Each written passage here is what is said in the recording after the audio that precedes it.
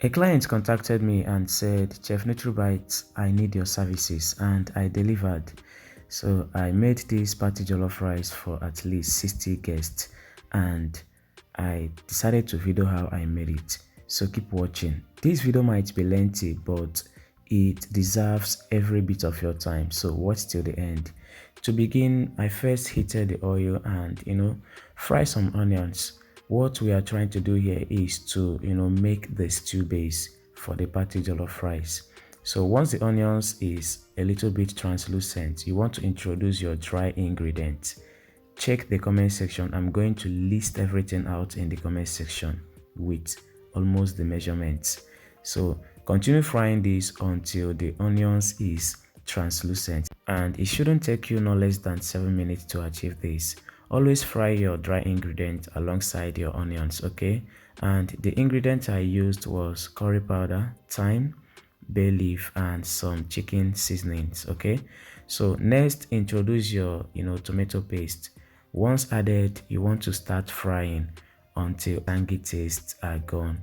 So at this point, you don't have to go anywhere. Stay there and keep stirring, okay? So frying this shouldn't take you around 7 to 8 minutes. It should be okay.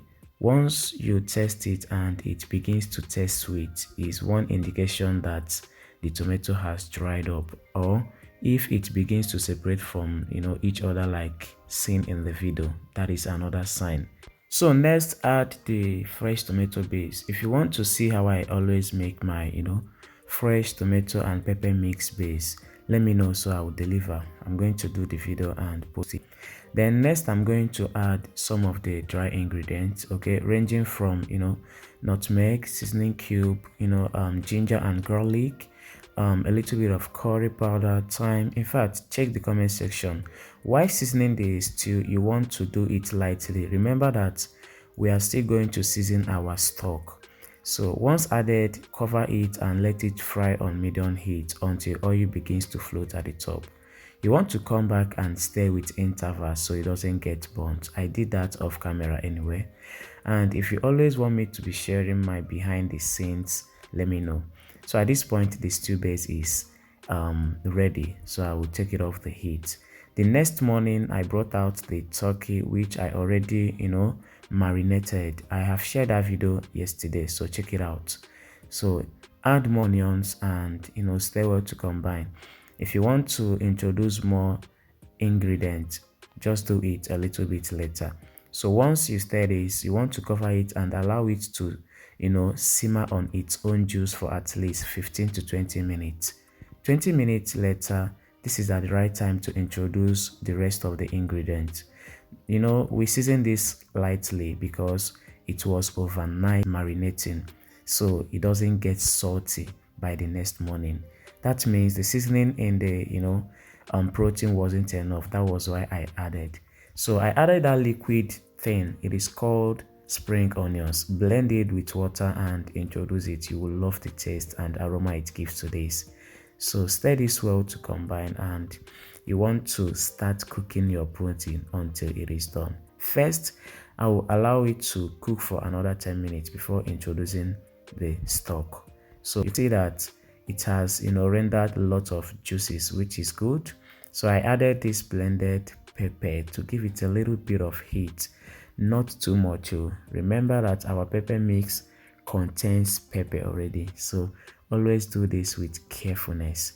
So allow this to cook until it is done. Once it is ready, scoop them out from the stock, sieve the stock and set the stock aside. We'll need it for the jollof rice.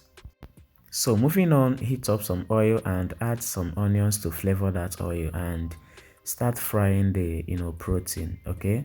So fry until both sides are golden brown out, and you want to continue frying batches by batches. Don't overcrowd the pan, okay? It is not good and it will not go well.